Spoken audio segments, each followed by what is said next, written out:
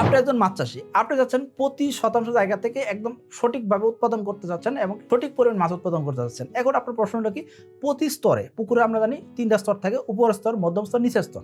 প্রত্যেকটা স্তরে কি পরিমাণ মাছ উৎপাদন করা যায়? আমরা জানি প্রতি শতাংশ জায়গাতে আপনি যদি বাংলা মাছ চাষ করেন, অর্থাৎ কার্ভাতে মাছ চাষ করেন, সেক্ষেত্রে প্রতি শতাংশ জায়গা থেকে আপনি কি করতে পারেন? ৪০ থেকে ৫০ কেজি মাছ সর্বোচ্চ উৎপাদন করতে পারেন। ৫০ কেজি মাছ উৎপাদন করতে গেলে আপনাকে অবশ্যই এয়ারোটর ব্যবহার করতে হবে। আর যদি নরমালি ৪০ কেজি মাছ উৎপাদন করতে চান, তাহলে কিন্তু কোনো প্রকার এয়ারোটর দরকার নেই।